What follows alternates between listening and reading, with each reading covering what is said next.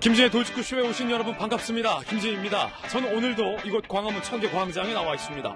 오늘 아침도 상당히 쌀쌀합니다. 그런데 이 쌀쌀한 기온보다 더 걱정인 건 갑자기 미세먼지 수치가 나쁜 수준으로 하루 만에 악화가 됐다는 겁니다.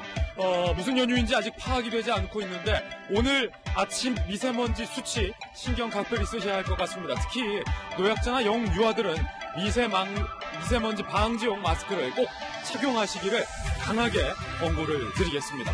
어제 저희 돌직구쇼에서 조국 전 장관이 민정수석 당시에 청와대 앞에 ATM에서 5천만 원을 부인의 계좌로 이체했다 보도해드렸는데 저희 채널A의 단독 취재 결과 5천 받고 5천 더 쏜 걸로 확인됐습니다. 조국 전 장관이 부인에게 5천을 더 쐈다는 겁니다. 현재까지 확인된 건 총 1억. 이 1억 원의 돈 과연 어디에 결과적으로 쓰인 걸까요? 잠시 후에 5천 받고 5천 더 오늘 상세하게 저희들의 단독 취재 내용 보도해드리겠습니다. 저는 비가 오나 눈이 오나 매일 아침 이곳에서 여러분을 기다리겠습니다. 김진의 돌직구쇼 지금 라이브로 시작합니다. 잠깐만요.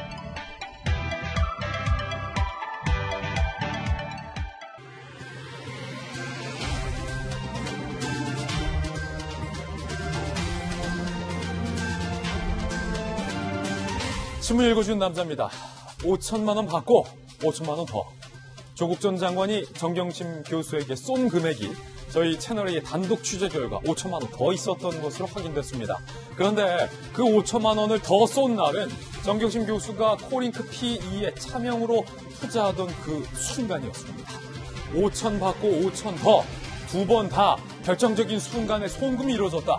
상당히 의심스러운 시점이 아닐 수 없습니다. 잠시 후에 저희들이 단독 취재한 내용 상세하게 보도해드리겠습니다. 오늘 조간신문들은 어떤 뉴스 보도하고 있는지 지금부터 저와 함께 하시죠. 오늘의 중요한 뉴스들입니다. 먼저 동아일보입니다. 자, 오늘 문희상 국회의장이 공수처법 부의를 시사했습니다. 본회의에 올리겠다는 거죠. 이제 다시 국회는 패스트트랙 충돌 국면으로 다시 치닫고 있다, 이렇게 표현할 수 있습니다. 한국당에서는 극렬히 반대하고 있습니다. 국회의장이 결국 한쪽 편을 들어준 것 아니냐라면서 반발을 하고 있습니다. 하지만 문희상 의장은 오늘 법안을 부의할 방침입니다. 거기에 의원 수를 늘리자, 정의당과 민평당에서 이 이슈를 들고 나와서 의원수 확대와 공수처법이 맞물리면서 상당히 복잡한 4차 함수 국면으로 여의도가 빠져들어가고 있습니다.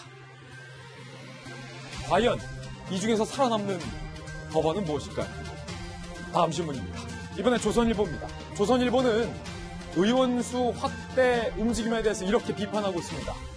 여당이 의원수를 늘리자는 야 3당과 손잡고 범여권 과반을 노린다라고 조선일보는 지적하고 있습니다. 여당에서는 정의당 심상정의 제안을 고민해봐야 한다. 의원수 더 늘리자라는 제안입니다. 백혜련 의원은 국회의원들 일부가 공감하고 있다. 정의당에서 발제를 하고 여당에서 맞장구를 치는 모양새. 300석 유지가 당론이라면서도 선거법과 공수처법을 위해서 뭔가 움직일 수 있다라는 조짐을 여당에서 시사하고 있다는 겁니다. 자, 다들 잘 아시다시피 현재 패스트트랙에 올라있는 선거제 개편안의 의원 정수는 300명으로 변함이 없습니다. 묶여 있습니다. 그런데 이걸 더 늘리자는 겁니다. 과연 국회의원 수를 더 늘리자는 정치권의 제안에 대해서 국민 여러분들은 어떻게 판단을 하십니까? 다음 신문입니다. 이번엔 중앙일보입니다.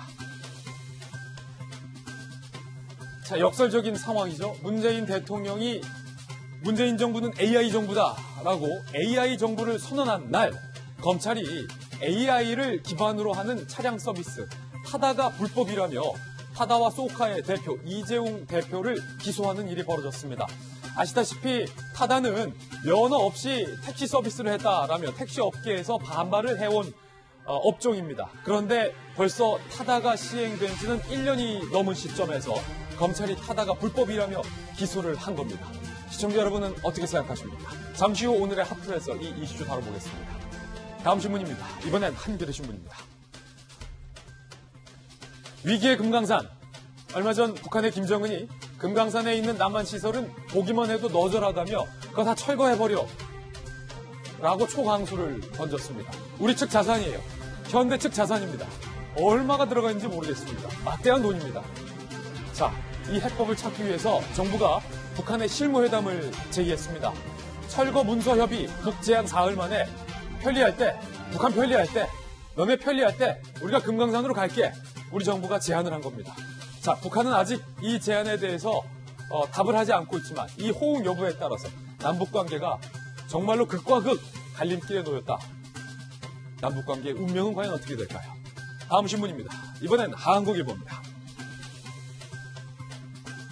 자, 이 가운데 남북관계가 위기를 맞고 있는 가운데 미국이 전작권 전환 시 한반도를 넘어서서 미국이 유사시에 미국이 원할 때 주한미군과 한국군이 참전을 해야 한다라는 것을 요구한 것으로 알려서 파장이 일고 있습니다. 연합사 위기관리각서 개정 논의에서 나온 내용입니다. 기존에는 한반도 유사시라는 문구였는데 미국 유사시로 이 범위가 넓어진다는 겁니다. 우리 정부가 어쩌면 중동이나 남중국해 등 분쟁 지역의 한국군을 파병해야 할 상황에 처할 수도 있다는 겁니다. 상당히 논쟁적인 뉴스입니다. 다음 신문입니다. 이번엔 경향신문입니다. 학술 소식 하나 실렸는데 현생 인류의 발상지는 아프리카 남부 칼라하리인 것으로 학술적으로 규명이 됐습니다. 지도 한번 보시죠. 자, 이곳이 바로 아프리카의 남쪽 칼라하리라는 지역입니다.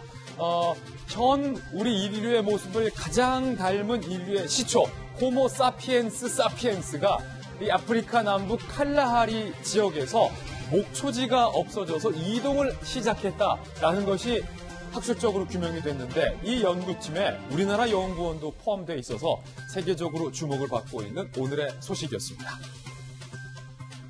지금까지 신문 읽어주는 남자였습니다. 네, 오늘 아침 저와 함께 등판한 등판 선수 소개를 해드리겠습니다. 저희 돌직구쇼 전담 변호사, 정말로 잘 나가는 실력파 검사 출신 김광선 변호사님 모셨습니다. 그리고 요즘 민주당에서 가장 핫한 인물, 돌직구 소신의 아이콘, 민주당의 박용진 의원, 그리고 청와대 대변인, 춘추관장, 제주도 정부 부지사를 역임한 바르다 박선생, 박정하 전 청와대 대변인 모셨습니다. 자, 그리고 앵커 출신의 한양대학교의 장희영 교수님과 돌직구쇼의 명품 시그니처 김병인 박사님도 모셨습니다. 모두들 어서 오세요. 네, 오늘의 키워드도 바로 살펴보겠습니다. 첫 번째 키워드부터 살펴볼까요? 5천 더. 5천 받고 5천 더. 과연 조국 전 장관은 부인에게 1억 원에 가까운 돈을 무슨 연유로 송금을 해준 걸까요? 금액이 같습니다. 5천 그리고 또 5천. 잠시 후에 상세한 내용 살펴보죠. 자, 두 번째 키워드는요. 조롱. 한국당이 문재인 대통령을 조롱했다며 논란이 일고 있습니다. 어떤 내용일까요? 세 번째 키워드는요. 330. 정의당 등에서 국회의원 수를 30명 더 늘리자라고 제안을 했습니다. 근데 심상정 대표가 이 제안을 한 그 배경에는 지금 현재 지역구 국회의원들이 본인 지역도 없어지는 것에 반발한다며 이럴 바엔 그냥 더 늘리자 라는 것이어서 논란이 크게 일 것으로 예상이 됩니다. 결국 국회의원 밥그릇 늘리기 아니냐라는 비판이 많습니다. 잠시 후에 살펴보겠습니다.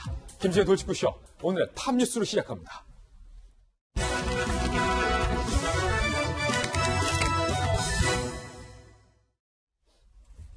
오늘 탑뉴스 주제부터 공개하겠습니다. 바로 이겁니다.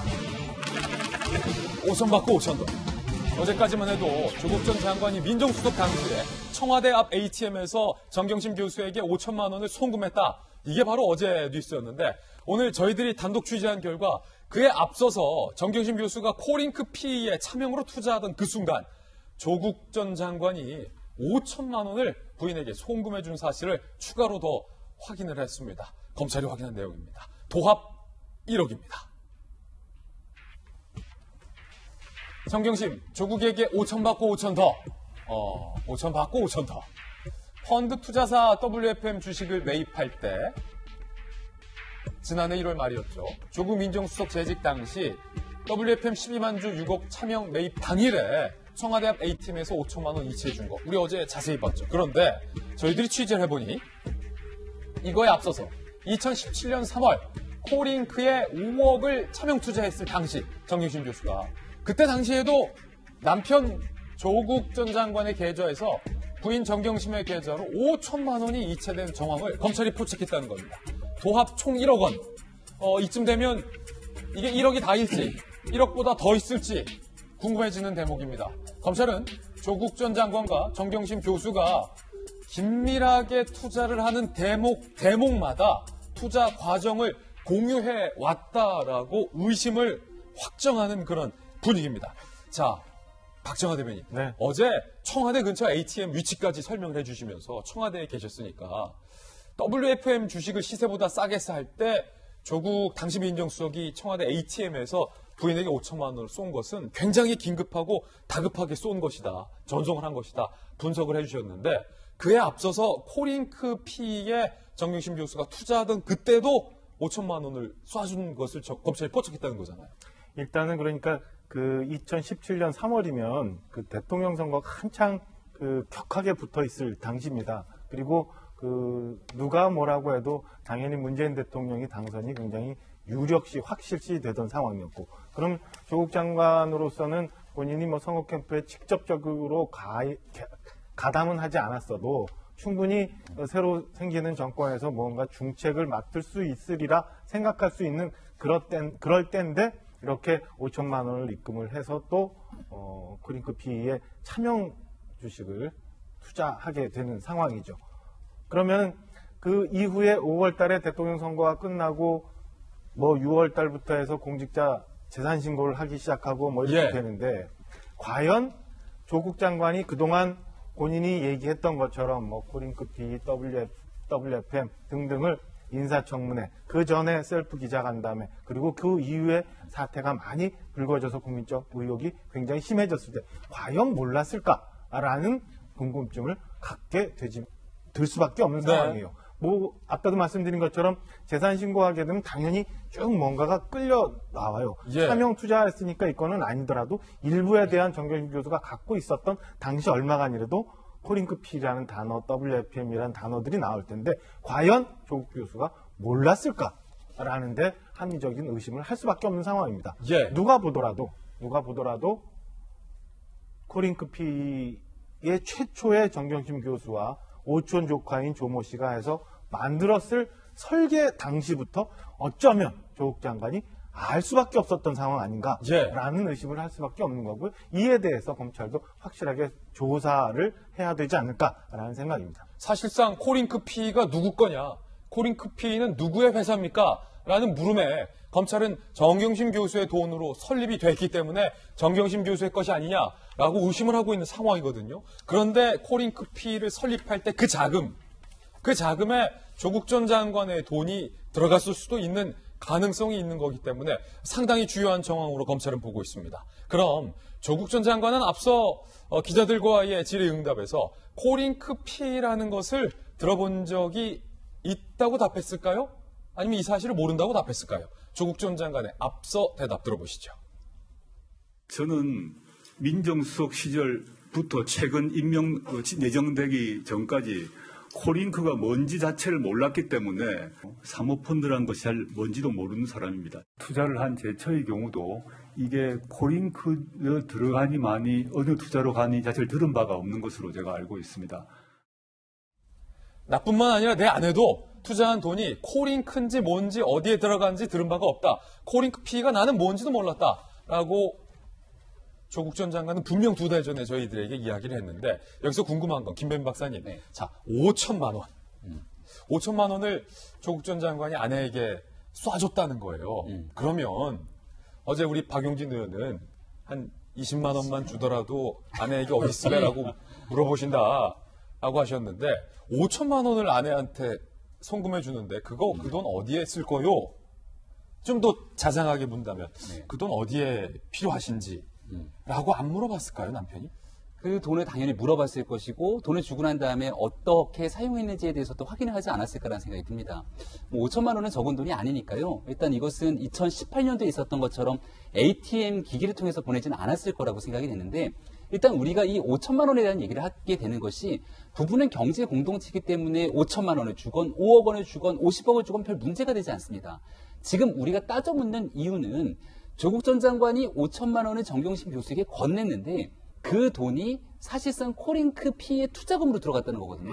잘 알다시피 코링크 P는 사모펀드 운용사입니다. 그동안 조국 전 장관이 청문회를 통해서 국민들께 얘기했던 것은 코링크 PE가 운용하게 되는 사모펀드, 이것은 블라인드 펀드이기 때문에 여기에 돈을 넣었을 뿐 투자를 운용하는 주체가 누군지도 모르고 여기에 관여식이 없다고 얘기를 합니다. 예. 근데 이 코링크 PE 자체에다가 투자를 하게 되는 5억의 차명 투자에 조국 전 장관의 돈이 5천만 원이 들어갔다 그러면 이것을 조국 전 장관이 몰랐다라고 하기가 굉장히 어려워지는 상황이 되는 거거든요. 그러면 그동안 청문회 과정 속에서 국민께 얘기했던 많은 내용들 중에 상당수가 거짓으로 드러나고 있고 여전히 조국 전 장관은 이 내용에 대해서 국민께 죄송하다. 본인이 국민께 거짓말을 했다. 제 아내가 했던 여러 가지 내용들이 사실과 다른 것들이 있다라고 얘기를 하지 않고 있는 상황이거든요.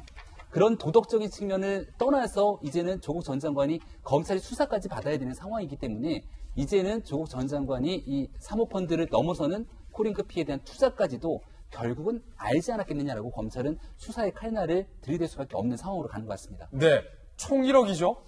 저희들이 단독 취재한 내용 5천만 원까지 더 합치면 2017년 코링크 PE에 투자하던 날 아내에게 송금한 돈 5천만 원. 그리고 아내가 WFM 주식을 시세보다 대량으로 구매하던 그 시점 청와대 앞 ATM에서 송금했던 5천만 원. 5천 더하기 5천, 총 1억인데 박용진 의원님, 네. 물론 이 총 1억이 고스란히 코링크 PE와 WFM에 흘러들어갔다까지는 확인해봐야 정확하게 조국 전 장관의 돈이 사모펀드 투자되는데 흘러들어갔다라고 단정 지을 수 있겠는데 궁금한 건 1억 원은 상당히 큰 돈이잖아요. 그렇죠. 아내가 그 1억을 어디에 쓰는지 남편이 몰랐겠느냐는 거죠. 누구는 30만 원을 줘도 물어보는데 20만 원입니다. 20만 원. 예. 예.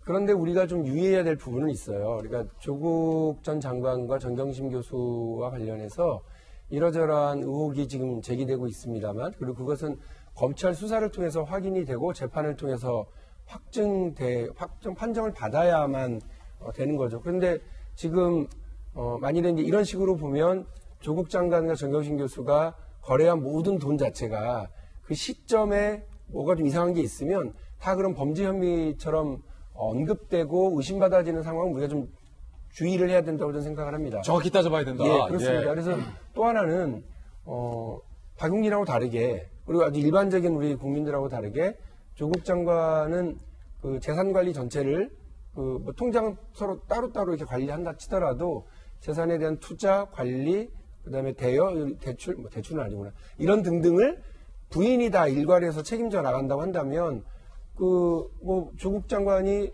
검찰 수사나 혹은 재판에서 나는 전혀 몰랐다라고 얘기할 수도 있는 거고, 그게 사실일 수도 있는 겁니다. 그래서 그 부분에 대해서 우리가 여러 가지 가정과 전제를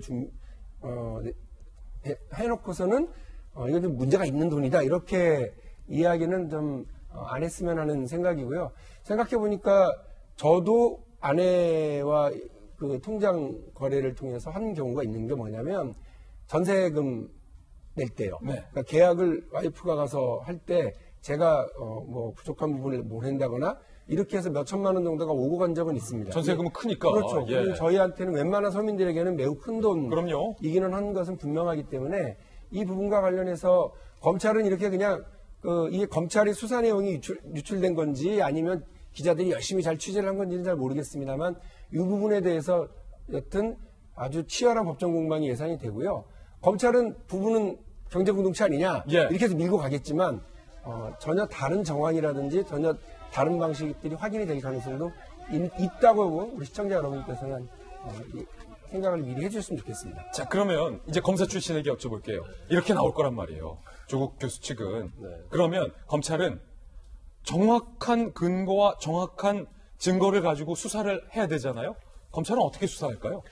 일단 이제 처음 5천만 원은 2017년도 3월 이때 민정수사는 아니었어요. 이 5천만 원이 정경심 교수의 계좌로 들어갔다는 거 아닙니까? 그다음에 두 번째 이제 한번 제가 반복해서 말한 이유가 있어요.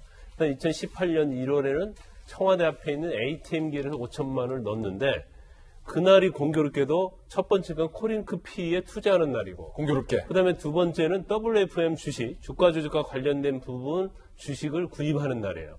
그러면 여기에서 이 5천만 원이 사실은 정경심 교수한테 흘러가서 이 돈이 코링크 PE랄지 아니면 WFM 주식을 사용하는데 쓰여져야지 공범관계 형성될 가능성이 커요. 네. 근데 우리가 의문점 하나, 의문점 1.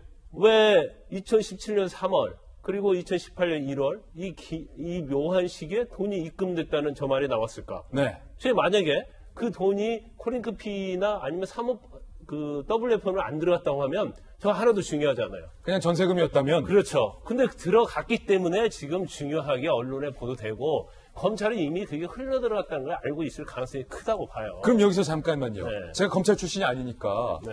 자금 흐름을 검찰이 추적하면 조국 전 장관에서 5천만 원이 이체됐다. 우리는 지금 여기까지 봤지만 네. 그래서 정경심 교수에게 이체된 5천만 원과 정경심 교수의 자산이 합쳐져서 어디로 갔다까지도 쉽게 가요? 볼 수 있어요? 그 계좌 추적만 하면 보는데 쉽게 나온다? 그러면 만약에 지금 우리가 가능성을 두 가지를 볼 수 있어요. 저렇게 구체적인 것이 왜 나왔을까? 그것은 검찰에서 계좌 추적과 관련해서 압수수색 영장을 신청했는데 기각됐다고 언론에 나와 있잖아요. 네. 그런데 여러 가지 명확한 증거가 나오니까 검찰에서 다시 계좌 추적 압수수색 영장을 청구해서 그게 나왔을 가능성이 크다. 예. 그래서 그걸 가지고 저걸 받겠을 가능성이 크다. 첫 번째 가정이 한 번 있을 수 있고요. 근데 두 번째는 지금 저 돈 자체가 사실 코링크피나 아니면 WF는 들어갔잖아요.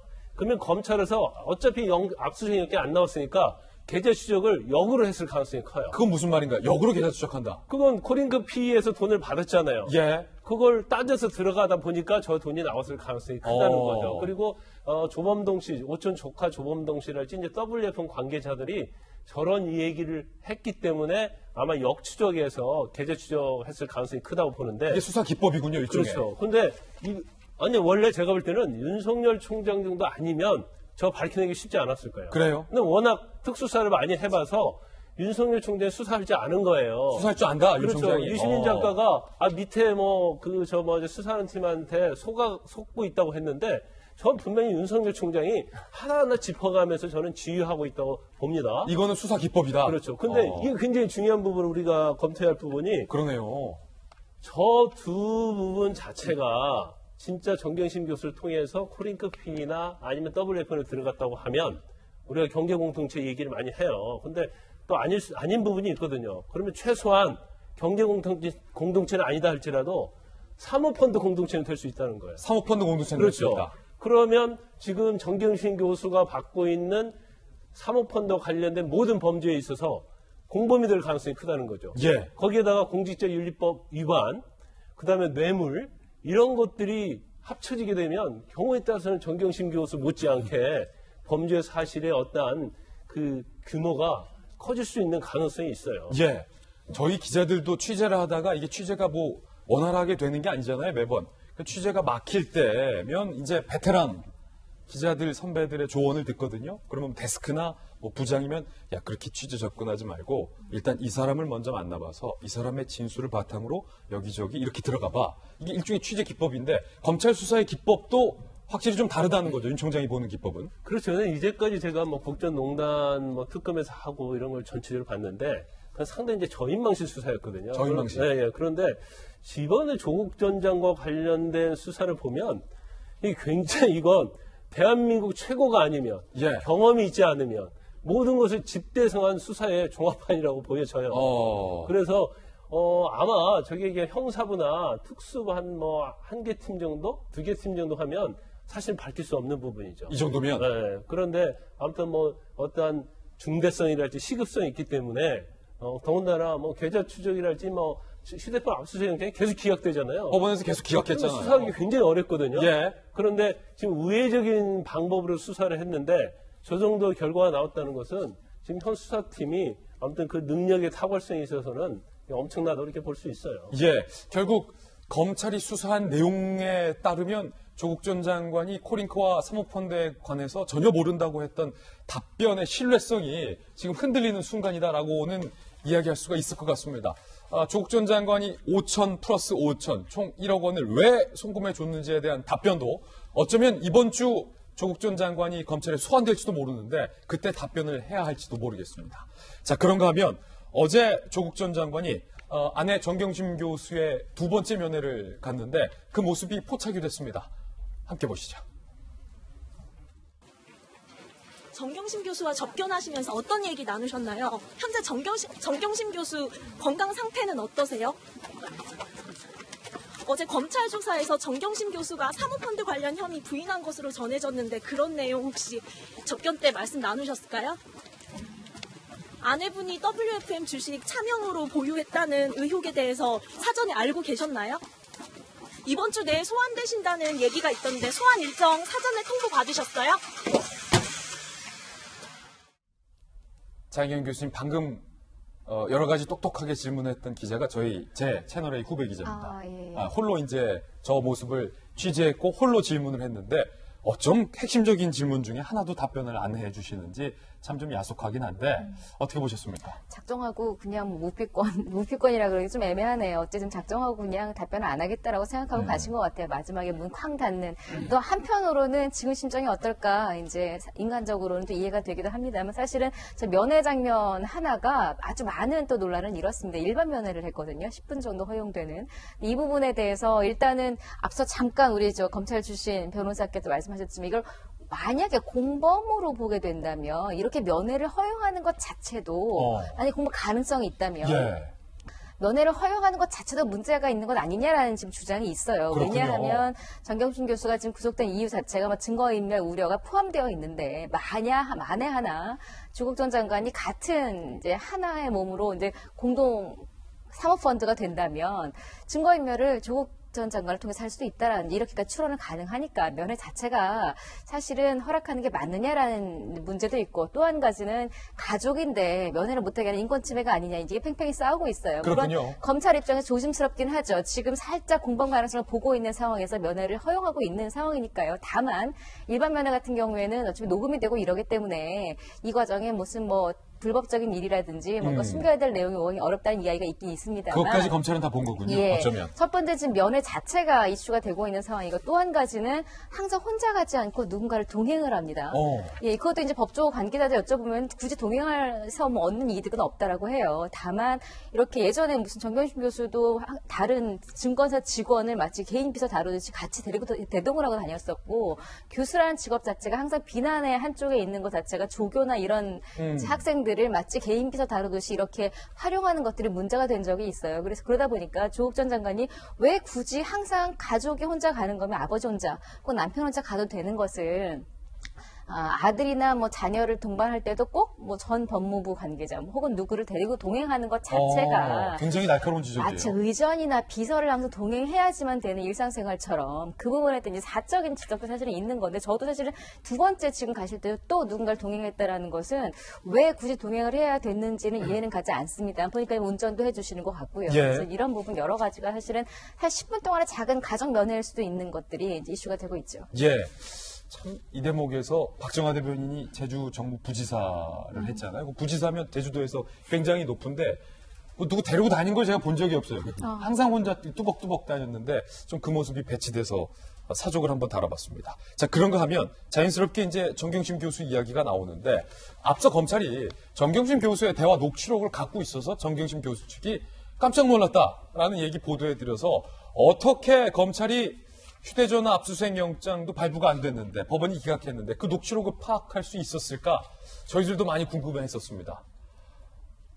그 비법이 공개됐습니다. 정경심 교수가 PC에 백업이 돼 있었던 거예요. 그 녹취록이. 정 교수는 평소에 통화를 녹음하는 습관이 있었다? 나도 모르게 PC를, 휴대폰을 백업하는 과정에서 PC에 그 녹취록까지 백업이 돼 있었다.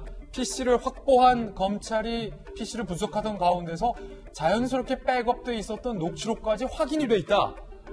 이렇게 된 겁니다. 정경심 구속 이후 검찰 조사. 자신의 목소리가 들리는 녹취 파일을 들려주자 크게 당황을 했다.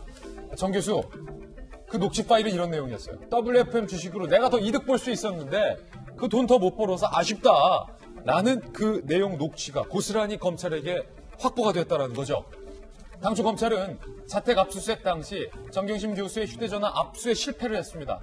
정경심은 은닉을 시도했던 PC 하드에 조국 조카와의 대화 내용이 고스란히 백업을 해놨는데 본인도 그게 백업돼 있었던 건지 몰랐던 것 같아요. PC를 잘 모르는 정경심 교수. 그러니까 하드디스크 교체도 PB에게 교체를 부탁했겠죠. 정경심은 휴대전화를 교체하며 녹음 파일 컴퓨터에 저장해놨다가 이게 검찰 손에 흘러 들어간 겁니다. 결정적인 증거가 된 거죠. 자, 정경심, 조국과도 투자 관련 대화했는지 확인 중이다. 검찰은 이렇게 얘기를 하고 있는데 지금 보면요. 사실 그때 저 당시 지금 다 뒤늦은 얘기긴 하지만 방송 생방송 들어가기 전에 김병민 박사는 제가 둘이서 한 10분간 단둘이 토론했거든요. 아니 압수수색 영장이 발부가 안 되는데 검찰이 이 녹취록 어떻게 파악했지? 둘이서 막 그런 내용을 하다가 김 박사가 그때 했던 얘기가 이거예요. 혹시 녹취록이 컴퓨터에 백업된 게 아닐까? 이해한 적중. 네, 소름 돋는 얘기긴 한데요. 그러니까 정경심 교수 입장에서는 여러 가지 이야기를 시도하면서 사실 휴대폰도 어떻게든지 간에 압수수색을 당하지 않고 모든 증거를 좀 인멸하기 위한 시도들이 있지 않았습니까? 근데 세상에 완전한 비밀은 없다라는 생각이 저는 드는 게 세상에 완전한 비밀은 없다. 네, 결국은 휴대전화 같은 경우는 저도 여러 차례 바꿉니다. 근데 얼마 전에 제가 컴퓨터를 한번 들어가 본 적이 있는데요. 과거에는 삼성에서 만든 뭐 휴대폰 같은 경우는 노트 필기 기능이 있어요. 몇 년 전에 백업을 해놨던 걸 보니까 그때 내가 해놨던 노트들이 다 들어가 있더라고요. 그러니까 저는 백업 안 해요. 그래서. 나도 모르는 새에 백업을 해놓게 되면 통째적으로 백업을 해놓기 때문에 그 안에 어떤 메모가 들어가 있는지 어떤 음성 녹음이 들어가 있는지 나도 모르는 새가 있습니다. 아마 집에 가서 혹시 컴퓨터에 백업해놓은 게 있는지 한번 살펴보시면은 정말 깜짝 놀랄 만한 얘기들이 많이 있거든요. 근데 정경심 교수가 직접 백업을 했을지도 잘 모르겠어요. 왜냐하면 저희 부모님이라든지 선배 세대 같은 경우는 이 휴대폰을 가지고 컴퓨터에 백업해서 옮겨놓는 것마저도 굉장히 좀 불편한 상황일 수 있습니다. 그러면 통상적으로 자녀한테 부탁하거나 아니면 주변에 있는 지인한테 부탁해서 컴퓨터에 좀 옮겨주라고 할 수 있는 경우가 있는데 그러면 내 핸드폰에 있는 어떤 내용들이 다 옮겨서 들어가 있는지를 확인하지 못하는 경우도 있을 수 있습니다. 아마 정경심 교수 입장에서는 제가 추정하기로는 이렇게 휴대폰에 있는 내용들이 백업해 놓은 것 자체의 사실을 인지하지 못하고 있을 가능성도 크다고 생각을 하고요. 특히 휴대폰 같은 경우에는 자동 녹음 저장 기능이 있는 경우도 있습니다. 내가 모르는 새에 녹음돼 있었던 파일들도 있을지 모르겠는데 저는 PC에 대한 하드디스크를 가져가서 검찰이 아주 면밀하게 분석을 했을 거잖아요. 그러다가 갑자기 이 파일을 발견한 그날 검찰 수사관의 표정이 어땠을까 갑자기 문득 떠오르더라고요. 백업 파일을 발견했을 때 그리고 검찰 표정. 녹음을 딱 들었을 때 그리고 나서 제가 만약 검찰 수사관이면은 딱 불러다가 소름이 돋으면서 절대로 이 내용이 새나가지 않게 딱 차단했을 것 같아요. 그리고 그 내용을 영장 실질심사 과정에서 딱 틀어주게 되니까 정경심 교수나 변호인 입장에서는 그동안 해왔던 변명들이 앞뒤가 하나도 안 맞는 거잖아요. 얼마나 놀랐을까요? 그리고 나와서 심사를 받고 나오는 정경심 교수는 안대를 차고 나올 수밖에 없는 그런 상황으로 흐르게 됐는데요. 사실 지금 제가 궁금한 건 그렇게 만약 휴대폰에 있는 내용들을 통째로 백업했다면 지금 나오게 되는 건 빙산의 일각일 수밖에 없는 거 아니겠습니까? 결국 지금 제일 중요한 내용 중에 하나는 청와대 민정수석을 거쳐서 법무부 장관까지 갔고 셀프 기자간담회 청문회를 거치면서 대한민국을 2달 넘는 기간 동안 들었다 놨다 한 인물이 조국 전 장관입니다. 여전히 모르쇠로 일관하고 있고 아니라고 얘기하고 있는 상황이기도 합니다. 이 모든 것들은 검찰개혁을 추동하려고 하니까 그 검찰개혁을 방해하는 검찰 그리고 언론 보수정당의 사실 나쁜 행동들 때문에 여기까지 왔다라고 주장하는 분들도 계시는데요. 아주 만약 저 백업 파일에 조국 전 장관의 통화라든지 이런 핵심적인 물증까지 기록이 되어 있다고 하면은 앞으로 수사 상황이 어떻게 전개될지는 아무도 예측하기 어려운 그런 상황인 것 같습니다. 일단 지금 영장실질심사에서 공개된 정경심 교수의 녹취 내용은 일단 이거예요. WFM 주식으로 다시 한번 띄워줄 수 있으세요? 더 돈을 벌 수 있었는데 그 돈 더 못 벌어서 아쉽다는 거예요.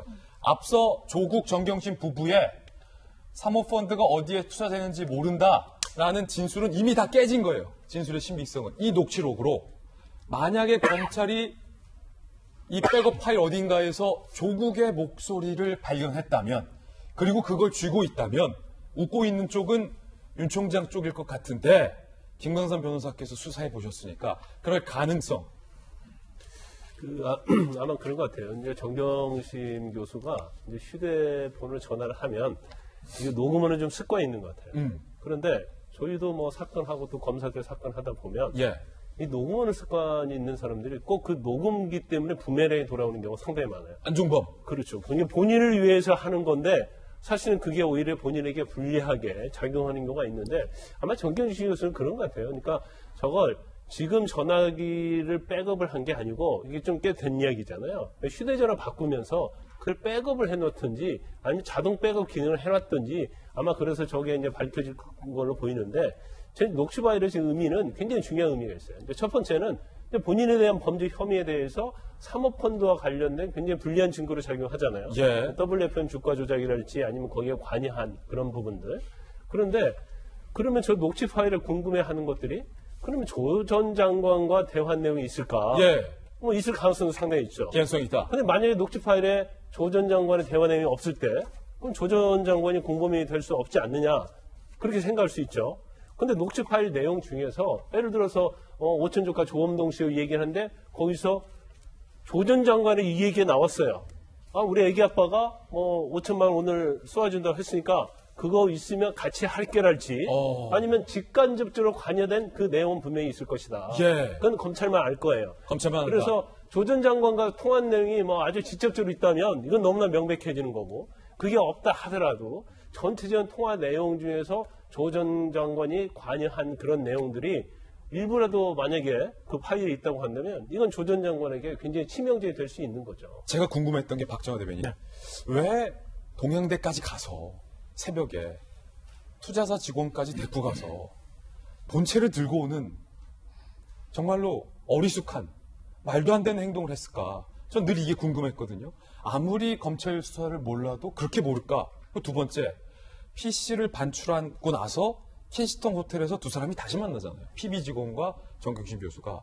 그때 왜 남편과의 통화를 하는데 휴대전화 공기기 2개를 꺼내놓고 갈 줄도 모르는 유식지까지 PB에게 부탁해서 갈아가지고 남편하고 대포폰으로 통화를 했을까? 이게 늘 궁금했는데 오늘 이 검찰이 PC에서 발견했다는 이 백업 파일을 뉴스를 보면서 뭔가 그 궁금증이 좀 해소되는 듯한 뭔가 오버랩되는 듯한 느낌이 들거든요. 그러니까 그동안은 계속 의혹이라고만 얘기하면서 쭉 왔던 무언가의 그림이 이 녹취 파일을 통해서 뭔가 이렇게 퍼즐이 맞춰지는 듯한 그런 느낌을 받아요. 그리고 앞서 두 분 말씀 주셨지만 사실은 정 교수가 핸드폰 관련해서 그 저장을 녹취를 하는 습관이 있거나 아니면 그거를 PC에 백업하는 습관이 있거나 그래서 자택에 있는 컴퓨터 내지는 학교에 있는 컴퓨터에 뭔가 받아놨던 거고 그거를 본인이 어느 순간 인지했기 때문에 빨리 하드를 교체해야겠다. 하드가 교체가 안 되니까 그럼 본체라도 돌려놔야겠다. 이런 생각을 했던 거 아닌가 싶습니다. 이 지점에서 저는 그 김병민 박사 말씀하신 것처럼 그 녹취 파일이나 그 핸드폰을 통해서 PC에 저장된 게 얼마나 많은 숨은 그림들이 있는지 한번 봐야 될 게 사실은 정경심 교수의 구속영장 청구서가 A4 용지 한 51장 정도 이렇게 작성이 됐다는데 조국 장관과 관련한 부분은 검찰들이 다 빼놓고 있었다는 거예요. 지금 결정적으로 WFM 주식 더 이득 볼 수 있었는데 못 봤다라는 이 내용 말고 다른 얼마나 많은 내용들이 숨어 있는지 이거는 정경심 교수에 대한 수사가 이제 마무리가 되고 이게 탄탄한 수사를 이루어지고 난 다음에 조국 전 장관이 와서 검찰의 수사를 받고 그 내용들이 이제 확인이 될 때 우리가 이제 그 전모를 확인할 수 있지 않을까 이런 생각입니다. 네, 그런가 하면 대표적인 진보 지식인인 그리고 정의당 당원이기도 한 진중권 동양대 교수가 지난달 강연에서 정경심 교수가 동양대 총장 표창장을 위조했다라고 볼 수밖에 없다라고 이야기를 했는데 이 내용이 알려지자 진중권 교수를 향한 비난의 여론이 쏟아지고 있습니다. 함께 보시죠. 진 교수예요. 표창장이 위조가 안 됐다는 확증이 있어야 하는데 그 확증이 안 된다. 못 찾아진다. 그렇다면 합리적으로 판단할 땐 이게 위조됐다는 거다라고 강의를 한 거예요. 친문 지지자들 사이에서 분통 터진다는 반응이 나오고 있습니다. 검찰이 위조한 걸 증명해야지 어쩌라고. 내가 무죄임을 스스로 증명하라는 말인가요? 자, 서천권 변호사는 무식한 저질인시, 공지영 작가는 사람이 무식하면 의리라도 있어야 하는데 밥그릇이 중에 꼼짝 못하면 입이라도 닫고 슬픈 눈빛이라도 지어야 당신을 보는 게 고통스럽다 라고 비판이 쏟아지고 있습니다. 자, 박용진 의원님, 네. 진중권 교수에게 비난의 목소리가 쏟아지고 있고 진 교수가 한 말은 사실은 그거 하나예요. 위조가 안 됐다는 증거가 없다. 진중권 교수는 조국 전 장관하고 서울대 아마 동기로 같은 학번인 것으로 알고 있고 사석에서 구기구기 그러더래요. 그래요, 구기구기. 네, 그래서 구기가 뭐냐? 구기가 뭐냐? 보통 우리가 조국 이렇게 부르지 예. 구기 이렇게는 안 불러서 그렇죠. 우리 구기 이렇게 얘기를 할 만큼 친한 사이이고요. 그리고 정경심 교수하고는 또 동양대 같은 교수, 동료 교수이기 때문에 여러 가지로 많이 심리적으로 힘든 상황에서 저런 이야기들을 하고 있지 않나 이렇게 생각을 해봅니다. 그리고 제가 다른 분에게 들었을 때는 조국에 대한 음해다라고 처음에 판단을 하고 동료 교수 몇 분하고 그 동양대에서 이렇게 유리한 증언을 해줄 수 있는 사람 혹은 유리한 상황 이런 것들을 좀 처음에 확인도 하고 그랬었던 것으로 압니다. 그러니까 진중권 교수가 우리 공지영 소설가가 얘기하는 것처럼 무식하기도 하고 의리도 없는 그런 사람이라고 얘기하실 건 아닌 것 같아요. 친구에 대한 그리고 동료 교수에 대한 이런 확인 작업이라든지 이거 노력을 지켜주기 위한 노력을 초반에 했었던 걸로 압니다. 저는 진중권 교수가 어쨌든 이 관련해서 여러 문제점과 관련해서 침묵을 하고 또 그것으로서 좀 거리를 좀 두려고 했었던 모습을 보면서 진보 지식인들은이면 그러면 다 무조건 내 친구, 그다음에 내 진영, 나와 생각이 같았던 사람이면 다 디펜스하고 편들어야 되느냐. 저는 그게 진영을 망치고 나라를 망치는 악마의 논리, 진영 논리, 흑백 논리라고 저는 생각을 합니다. 예. 그래서 진중권 교수에 대해서 그럼 역시 마찬가지로 진중권 교수에 대해서 뭔가 분명한 논리를 가지고 비판을 하는 것이 맞지 그것이 아니라 내 편 들지 않았다. 그리고 혹은 공지영 소설가의 표현처럼 무식하고 의리 없고 이런 식으로 이야기하는 거가 무슨 도움이 되겠습니까?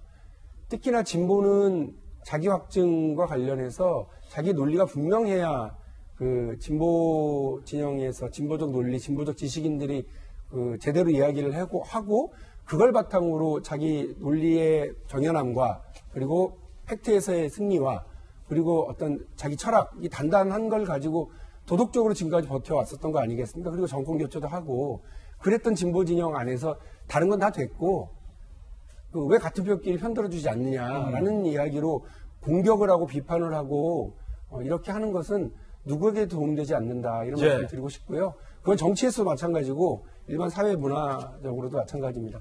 대한민국은 더 이상 진영 논리가 아니라 서로 이해하고 그리고 사회적 상식과 국민적인 어떤 합리적인 확증 이런 것들이 있을 때 그렇게 앞으로 한 걸음씩 나가는 겁니다. 그러니까 상식을 위배하는 다른 진영 논리 이런 것들을 가지고 그러니까 내 편이니까 무조건 두둔한다? 이거는 저는 정말 대한민국의 가장 위험한 논리라고 저는 생각합니다. 상식에 반하는 진영 논리를 제하라.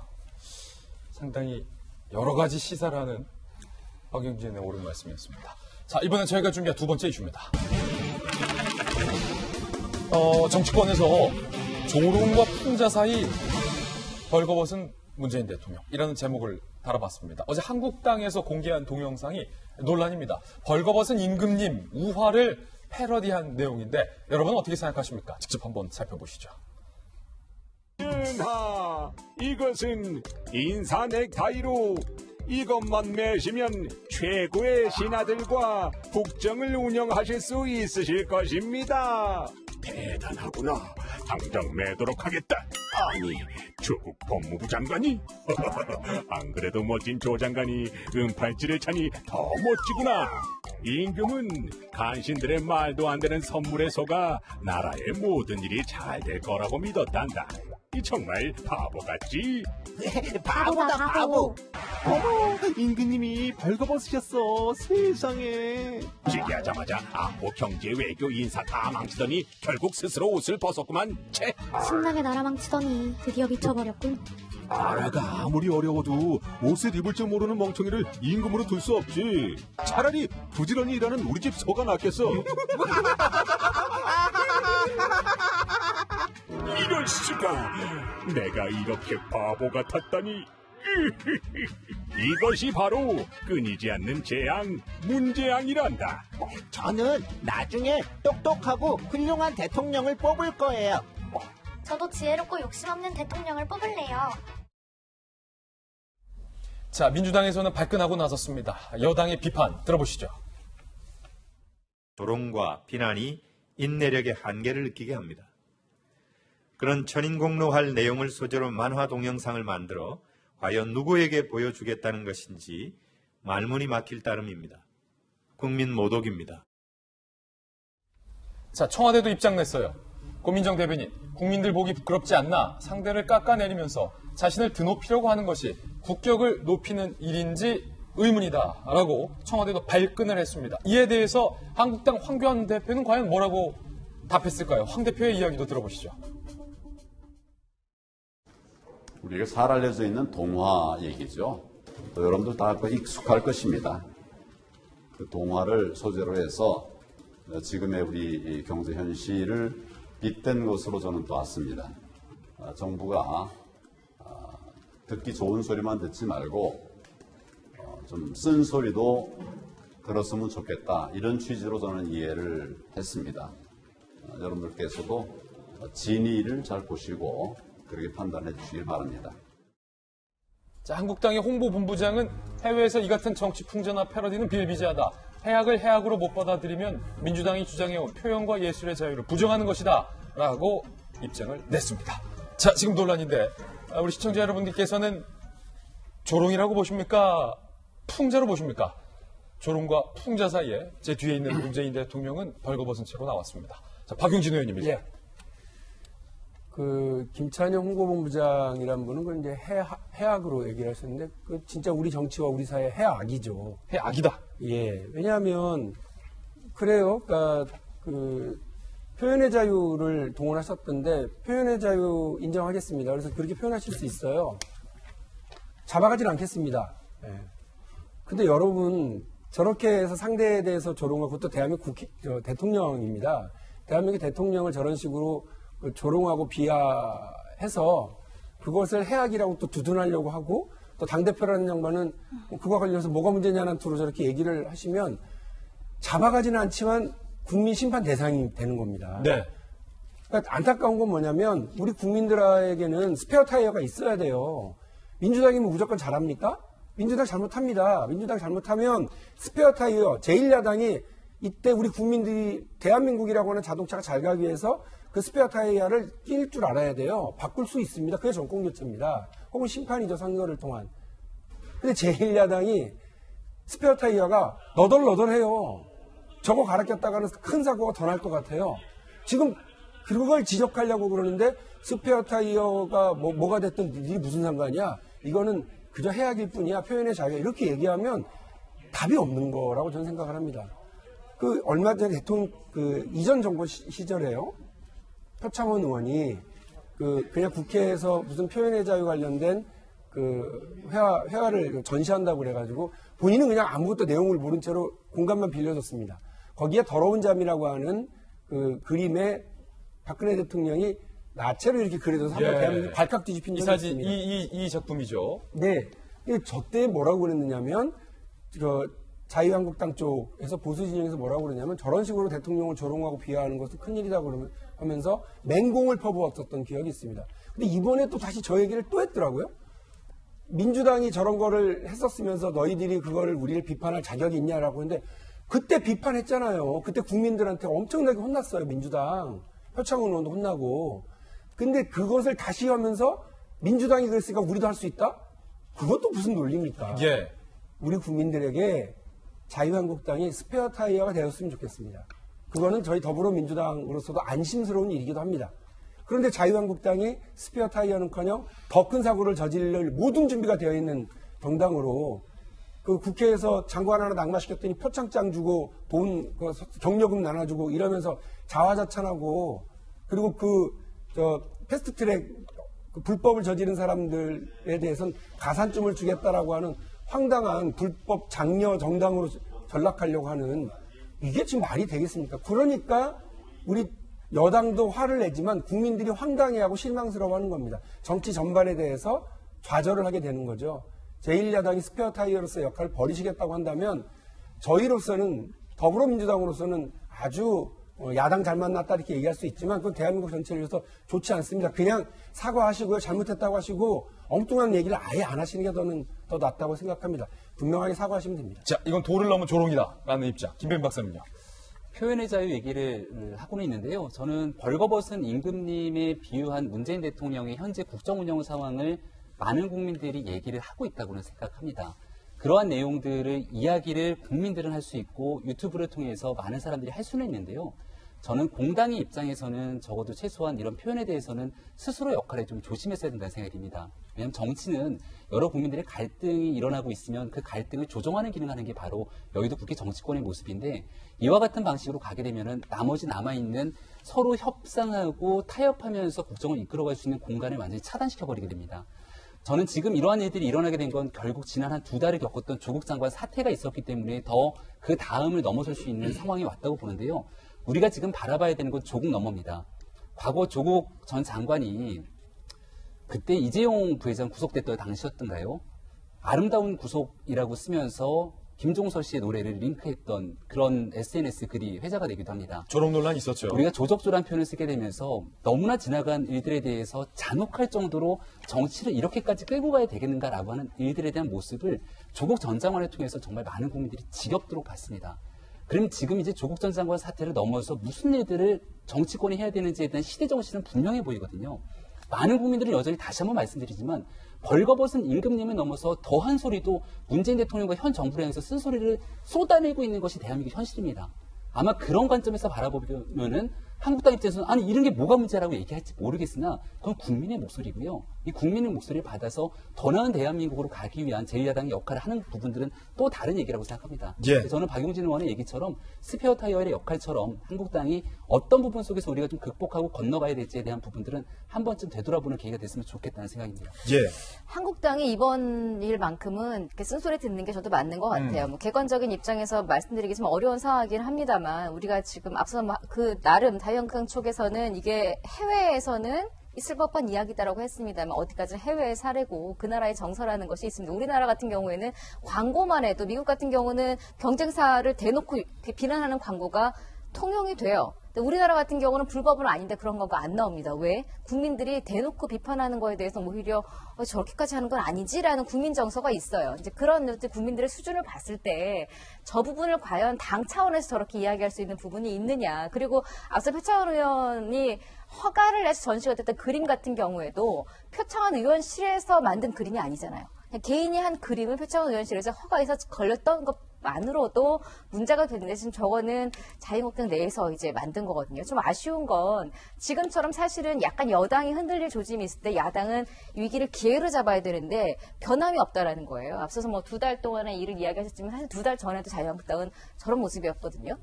새로운 전략이 없이 똑같은 자유한국당의 모습을 가진다면 과연 기회를 잡을 수 있을까 이런 아쉬움도 들고 오히려 조금 전략적으로 나갔더라면 이런 비판이 일었을 때 황교안 대표 같은 분 인터뷰할 때 아 그래 나도 사실 완성품을 보지 못하고 현장에서 봤는데 조금 수위가 조금 문제가 있다. 국민들 정서에 반할 수 있다. 오히려 당 차원에서도 그래 저걸 개인이 올린 게 아니라 당에서 만든 데서 우리가 조금 과장된 부분이 없지 않습니다. 뭐 진위만 이렇게 차라리 살짝은 아쉬움이나 송구스러운 표했더라면 좀 전략적이지 않았을까.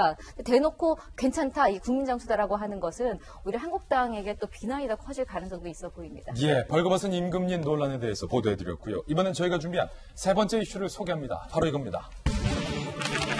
자, 지금 패스트트랙에 올라간 선거제 개편안의 국회의원 정수는 300명입니다. 그런데 이 패스트트랙 선거제 개편 원안을 깨고서 정의당과 민평당 등이 국회의원 수를 늘리자라고 주장을 해서 지금 논란이 일고 있습니다. 선거 야합이 아니냐라는 얘기까지 나오고 있습니다. 먼저 심상정 대표의 말부터 들어보시죠. 나경원 대표까지 함께 합의했던 현행 300석에서 10% 범위 내에서 확대하는 그런 합의가 이루어진다면 가장 바람직한 방안이라고 생각합니다. 자, 지금 어찌됐든 패스트트랙에 합의된 의원 정수가 300인데 이 300을 깨고서 330까지 가자. 심상정 대표가 이렇게 주장을 한 겁니다.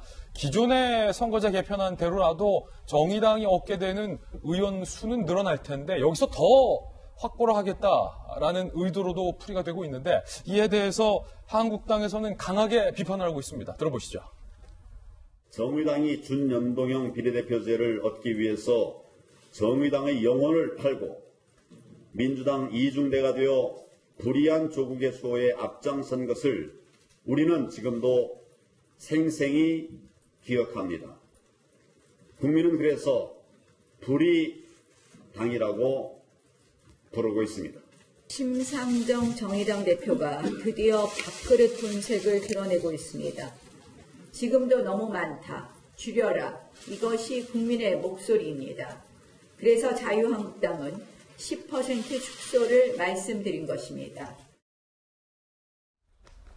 자, 박정아 대변인 마음 같아선 300이 아니라 한 200으로 줄이고 싶은 마음인데 요즘 정치권 보면 이거를 330까지 더 늘리겠다라는 건데 제가 궁금한 건 국회의원 정수 조정할 수 있어요. 늘리자고 제안할 수 있어요. 그런데 그게 그 목적이 그 이유가 제가 알고 배우기론 국민을 위해서 국민의 민의를 대변하기 위해서 30명을 뭐 더 늘려야 된다라는 논의가 치열하게 그 내부적으로 이루어진 이후에 국민들 앞에 330명 조심스럽게 얘기를 해도 사실 받아들여질까 말까 한 건데 그 속내를 분석하는 여러 가지 분석 가운데 지금 선거제 개편대로라면 없어지는 지역구 의원들이 있으니까 그 지역구 의원들이 자기 지역구 없어진다고 반발한다. 그러니까 그냥 330명 더 늘리자.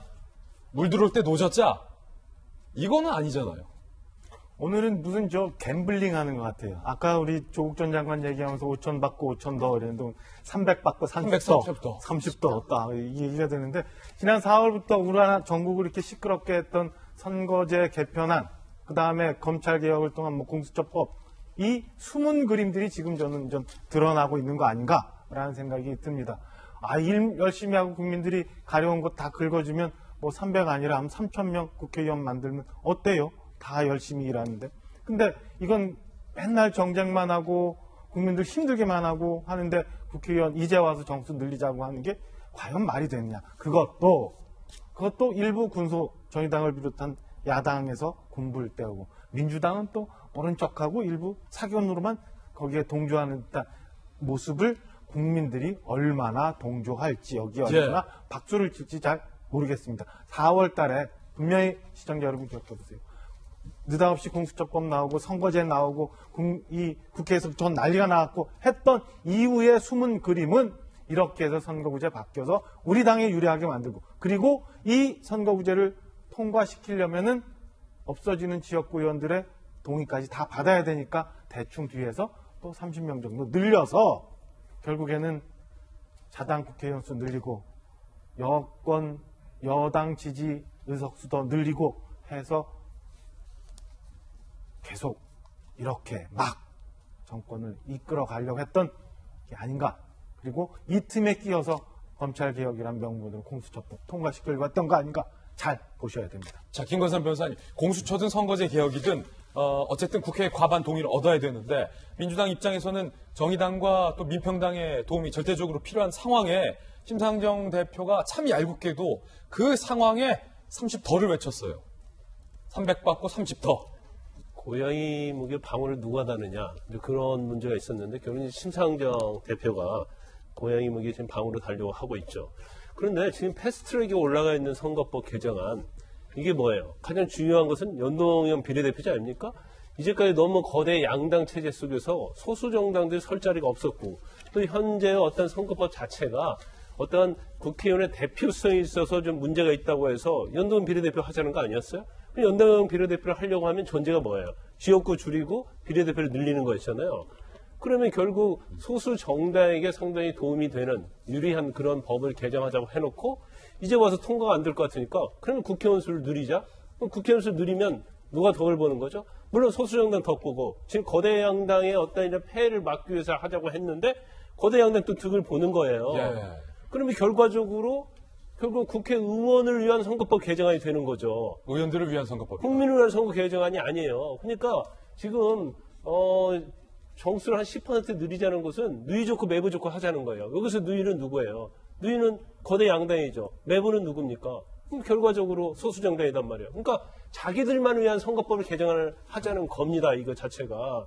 그래서 제가 볼 때는 이거에 대해서 민주당 입장에서도 결국 고양이 목에 목만 달아두면 아마 여론을 좀 떠보는 그런 형식으로 갈 건데 저는 그 부분에 대해서 정말 꼼수라고 봐요. 그러면 선거법 개정안 자체가 굉장히 좋은 의미였어요. 연동형 비례대표제랄지 이런 저는 뭐 거기에 찬성하는 입장이었기 때문에 그거에 대한 어떠한 그 제도 자체에서 굉장히 어떤 효율적이고 좋다고 생각합니다. 다 무색해지는 거예요. 그렇죠. 근데 만약에 의원 정수를 늘리자고 하면 결국 선거법 개정이 연동형 비례대표제보다도 의원 정수 늘리는데 중점이 되는 거예요. 예. 그러니까 용두사미가 되는 거고 제가 방금 말씀드린 것처럼 이건 일종의 결과론적으로 보면 선거법 개정안은 국회의원을 위한 꼼수를 위한 그런 제도가 아니었나 이렇게 예. 생각할 수밖에 없는 거죠.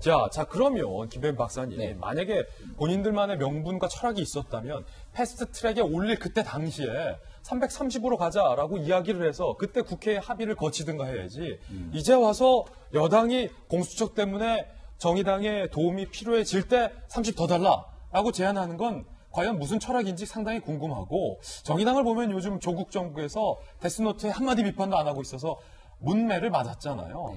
왜 자꾸 이러는 건지. 그만큼 원칙을 지향하기보다는 현재 있는 상황을 어떻게 돌파할지를 고민하고 있는 상황인 것 같습니다. 결국 이 30석을 더 늘리겠다라고 하는 제안이 나왔던 건 아주 간단합니다. 얼마 전에 인터뷰에서 이해찬 대표가 이런 얘기를 해요.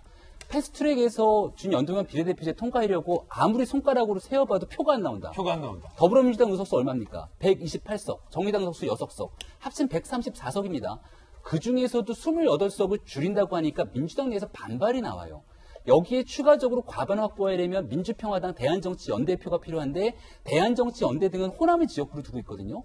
호남을 지역구로 두고 있는 의석이 많이 줄어듭니다. 그러니까 여기 반대래요.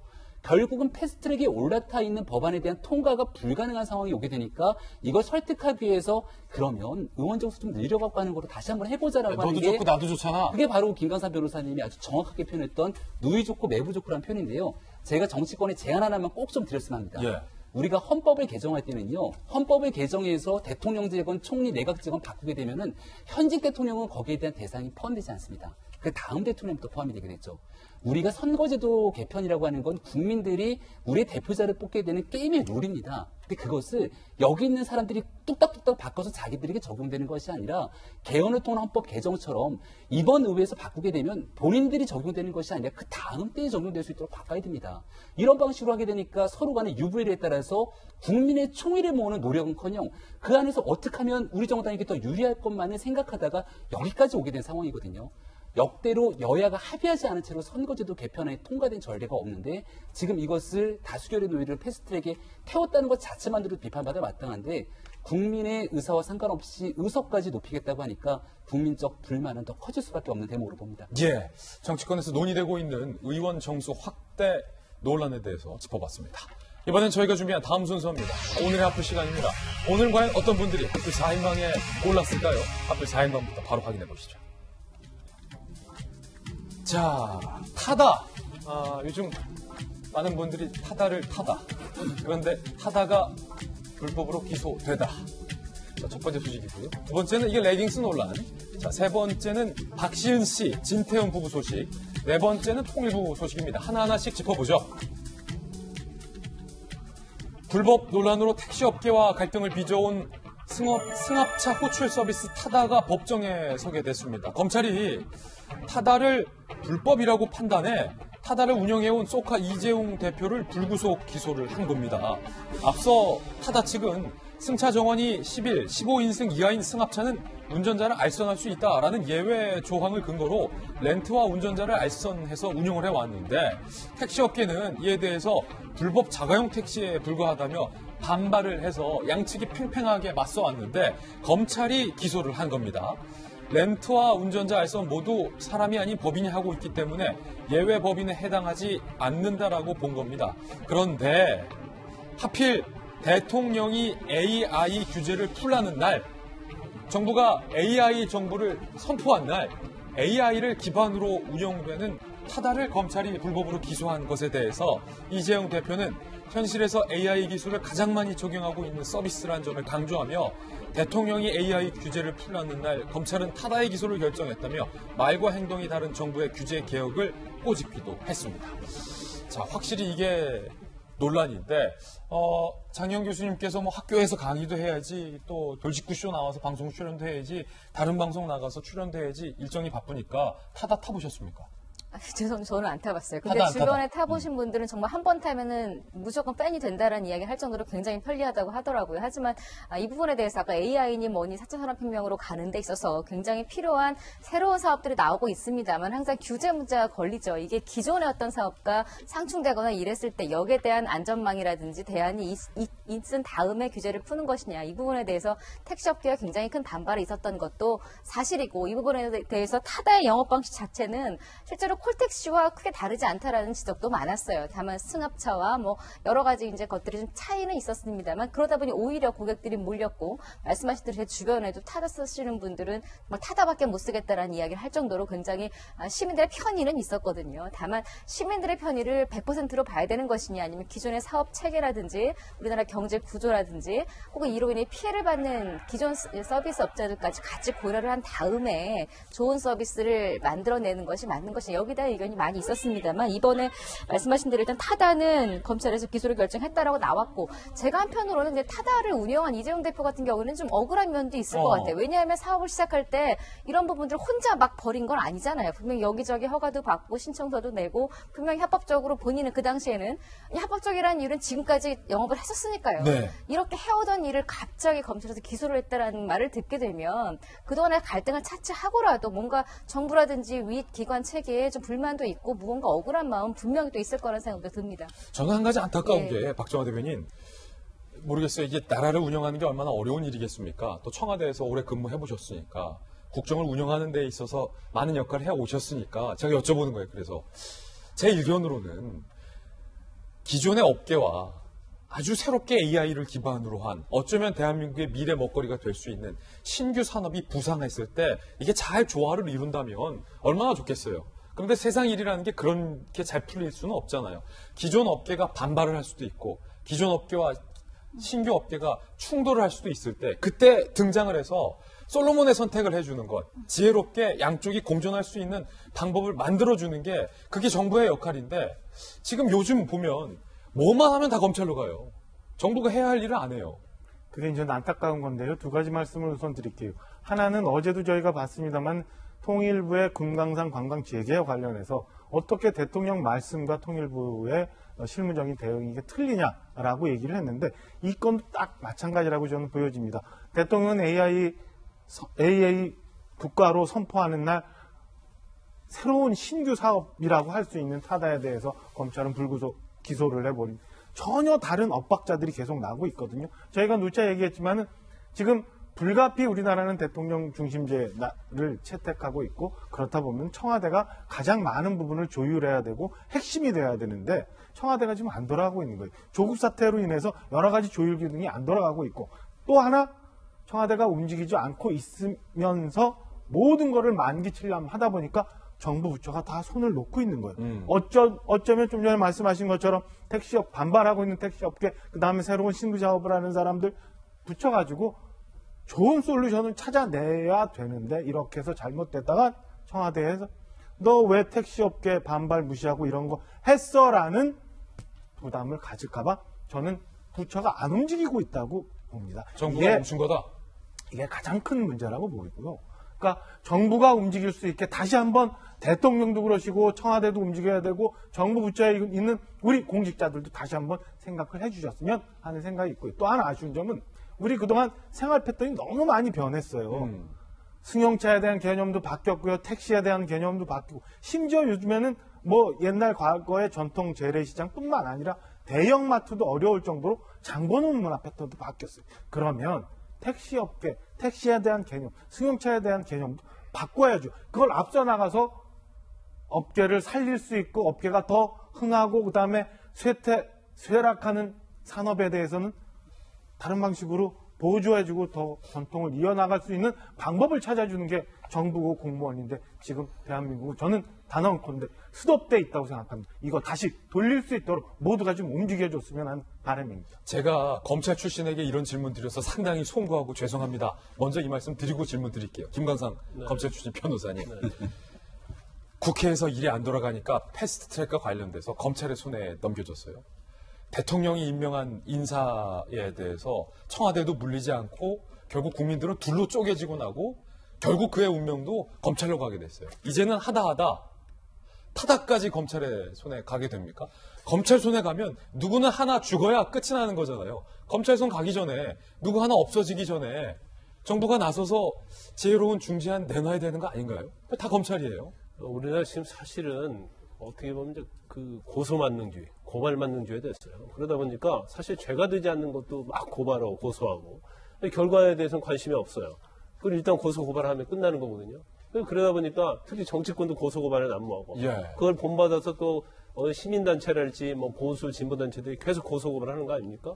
검찰이 민생과 관련해서 할 일이 너무나 많아요. 너무 많아요. 근데 그런 사건을 치닫거리 하느라고 검찰이 제대로 일을 못한다고 봅니다. 그런데 제가 이제 규제 혁파 관련해서 이제 한 말씀 드리자고 한다면 사실 그 문재인 대통령이 취임한 직후에 원격 의료에 대해서 말씀하셨거든요. 그래서 원격 의료에 대해서 긍정적으로 얘기를 했는데 지금 2년 지금 중반기 넘어가고 있잖아요.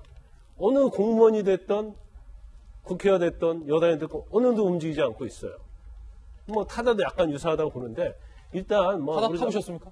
저는 타봤죠. 타봤는데 일반적인 택시와는 좀 차원이 좀 달라요. 왜냐면 일단 그 카드도 이미 등록해놓고 그다음에 모든 것이 AI에서 운영이 됩니다. 그래서 또 차도 굉장히 커요. 그래서 내가 좀 더 좋은 장점이 많은데 그러다 보면 타다를 홍보하는 것이 되기 때문에 이 얘기는 하지 않겠지만 뭐 솔직한 심정으로 택시를 타다 탈래 그러면 무조건 타다 타고 싶어요. 근데 이제 타다는 그 대수가 한정이 돼 있죠. 그래서 언제 타고 싶어도 탈 수가 있는 건 아니에요. 그건 그렇다 치고요. 그래서 그럼 중요한 것은 지금 규제 혁파라고 봅니다. 그럼 아까 말씀드렸던 원격 의료랄지 이런 거에 대해서 대통령이 말씀하셨음에도 불구하고 이루어진 게 하나도 없어요. 그러면 사실 어떤 새로운 산업 자체는 우리가 수요는 공급이 수요가 공급을 창출한다는 거 아닙니까? 그러면 지금 사실은 이 타다와도 마찬가지고 원격 의료도 마찬가지예요. 지금 문제가 뭐냐면 이걸 공급하는 사람 위주로 공론화되고 있는 거예요. 중요한 것은 수요자가 누구예요? 국민 아닙니까? 그런데 공론화 과정을 지금 보면 수요자는 배제가 돼 있단 말이에요. 단지 거기에 이해관계 있는 사람들만 서로 다투다가 제도가 정해지는 거예요. 그래서 적어도 이런 부분과 기존의 어떤 산업과 충돌하는 부분에 있어서는 바로 가장 이해관계가 큰 수요자인 국민이 그 공론화에서 가장 중요한 역할을 해야 한다고 봅니다. 자, 두 번째 소식도 전해드리겠습니다. 두 번째 핫플 주인공은 레깅스입니다. 여성들이 입는 레깅스. 레깅스를 입은 여성의 하반신을 몰래 촬영한 남성이 무죄를 선고받았습니다. 논란입니다. 지난해 30대 남성 A씨는 버스 안에서 레깅스를 입은 여성의 하반신을 촬영하다 다른 승객에게 걸려 재판에 넘겨졌는데요. 1심에서는 유죄, 벌금 70만 원을 선고받고 성폭력 치료 프로그램 이수 24시간을 명령받았습니다. 그런데 2심이 이를 뒤집어 무죄를 선고한 것. 재판부는 레깅스가 일상복이고 여성의 신체가 직접 노출된 부위는 목과 손, 발목이 전부였기 때문에 불법 촬영이 성적 수치심을 줬다고 단정하기 어렵다라는 이유를 들었습니다. 이에 불법 촬영 범죄 자체가 문제라는 지적과 함께 몸에 딱 달라붙는 레깅스 패션 자체에 대한 의견도 엇갈리고 있는데 레깅스 입은 사람을 보면 시선을 돌려야 해서 불편하다는 의견과 본인이 공개적으로 입고 다니는 복장이 성적 수치심을 느끼게 한다는 게 모순이라는 주장이 팽팽히 맞서고 있는 상황입니다.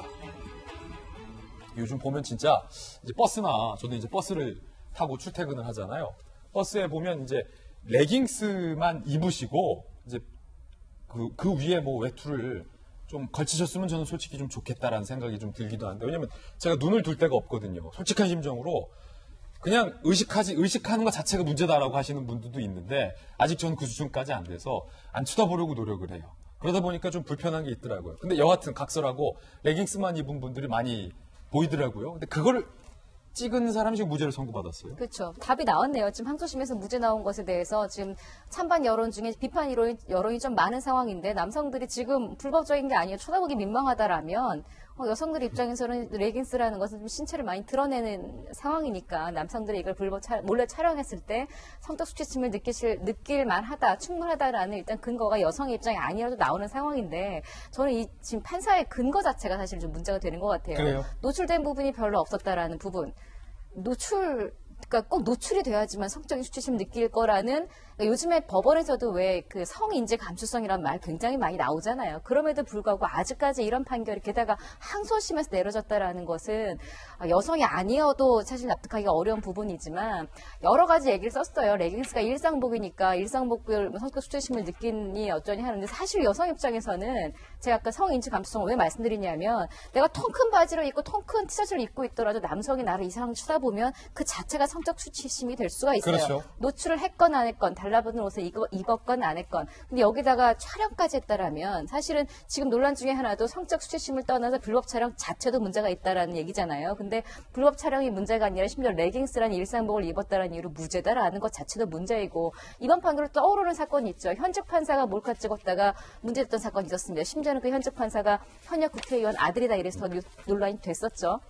그 당시에 이 사람이 어떤 선고를 받았냐? 벌금 300만 원 받고 끝났어요. 지금은 물론 변호사를 하고 있습니다만 이게 벌금형이 중하다 안 중하다 이걸 떠나서 그 당시에 또 그 판사가 하필이면 성폭력 전담 판사였어요. 그러다 보니 만약에 지금 이 판사가 어떤 생각으로 저렇게 무죄를 했는지는 모르겠습니다만 그 당시로 돌아갔을 때 그때 그 몰카 찍었던 그 판사가 만약에 판사 자리에 앉아서 이런 사건 심판한다고 보세요. 어떤 결과가 냈다. 지금 사실 전 그 수준으로 지금 이번 무죄는 좀 황당하다라는 생각이 듭니다. 황당하다. 말도 안 된다. 물론 이제 몰래 찍는 것 자체가 문제죠. 무조건 이건 문제고 왜 찍습니까? 남의 그렇죠. 남의 네. 귀한 집 여식에 남의 귀한 집 딸에 그 다리를 왜 찍습니까? 엉덩이를. 그 자체가 문제인데 김병민 박사님. 네. 근데 이 재판부의 판단 과정 속에서는 과거에 대한 범죄 전력이 없고 휴대폰을 추가적으로 봤더니 이 사진 외에 추가적으로 더 나왔던 범죄 사진들이 없다라는 부분들도 참작이 됐던 것 같습니다. 물론 여성 입장에서 바라봤을 때는 굉장히 불쾌하고 여기에 대해서 무죄로 선고되는 일들이 혹시 또 다른 일들을 일어나게 할 수 있는 잘못된 신호를 주는 게 아니냐 이렇게 해석될 수 있는 여지도 있는데요.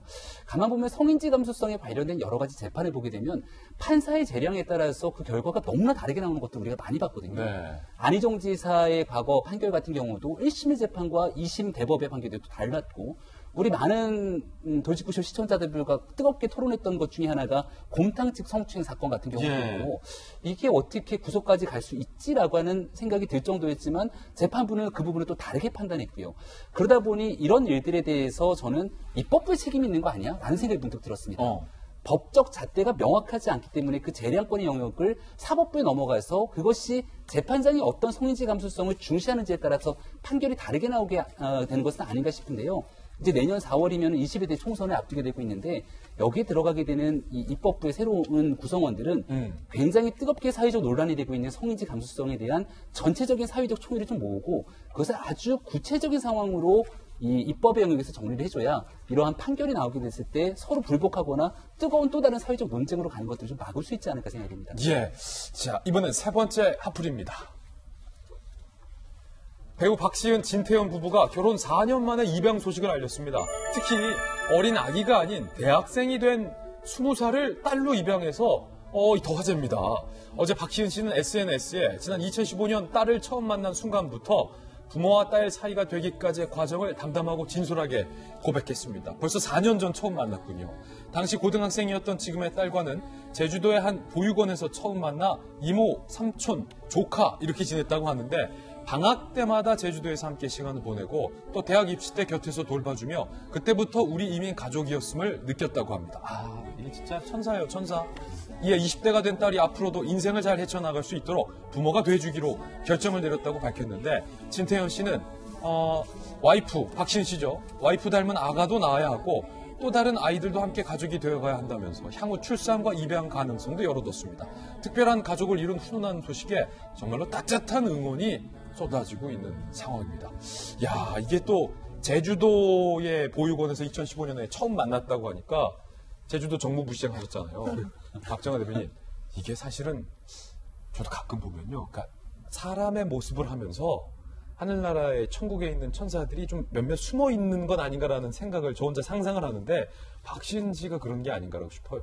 그러니까 저는 처음에 그 입양을 했다고 그래서 아주 작은 아이라고 생각했어요. 예. 작은 아이를 그 입양해서 키우나 보다 했는데 20살이 넘은 대학생을 입양을 해서 키우는 거예요. 그래서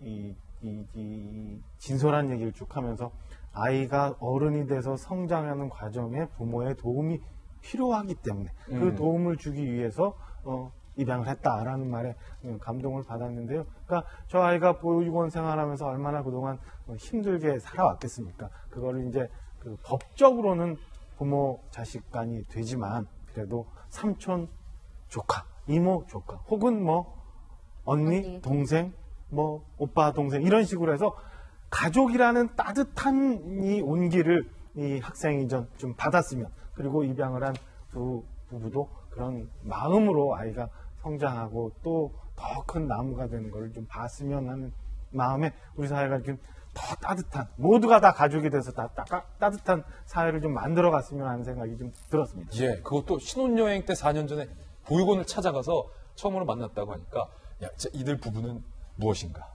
천사냐 사람이냐? 아, 감사한 소식 들려주셔서 고맙습니다. 자, 다음 하프 소식입니다. 김정은이 너절한 남측 시설을 드러내라며 철거를 요구한 것과 관련해 통일부가 신무회담을 제안했습니다. 앞서 북한이 문서교환 방식으로 시설 철거를 논의하자고 했는데 금강산에서 일단 만나자라면서 우리 정부가 역제안을 한 거죠. 통일부는 대북 통지문에 남측의 입장과 공식 제안들을 충분히 담았고 정부와 현대아산 관계자가 참석한다고 통보한 것으로 알려졌는데요. 북측이 제기한 시설 철거 문제를 포함해 10년 넘게 중단된 금강산 관광 문제 전반을 포괄적으로 논의하자는 겁니다. 특히 현대아산은 북측의 금강산 지구의 새로운 발전 방향에 대한 협의도 제안한 것으로 알려졌는데 회담 장소만 금강산으로 언급했을 뿐 아직 구체적인 일정은 잡지 않았습니다. 하지만 북한이 최근 대외 선전 매체를 통해 외세의 지지와 협력을 구걸하는 남조선 당국자 추태가 민망하다라는 문 대통령을 겨냥한 비판을 이어가고 있어 실제로 실무회담이 개최될지는 미지수입니다. 걱정입니다. 금강산 우리 시설. 저희는 60초 광고 후에 돌아오겠습니다. 잠시 후 뵙죠. 네, 오늘 저희가 준비한 순서 모두 다 전해드렸습니다. 이 바라기는 정말 눈살 찌푸려지는 뉴스보다 우리 박시현 씨 앞서 이 소식처럼 정말로 힐링되고 훈훈한 뉴스들, 좀 그런 뉴스들만 많이 전해드리고 싶은 게 제 욕심인데 제 욕심대로 뉴스가 흘러가질 않네요. 내일은 조금 더 희망적인 뉴스를 담도록 최선을 다해보겠습니다. 오늘 저희가 준비한 소식 전해드렸습니다. 저희는 내일 아침 9시 15분에 더욱더 풍성한 소식으로 인사드리겠습니다. 오늘 하루는 분명 어제보다 나을 겁니다. 좋은 하루 되십시오. 고맙습니다.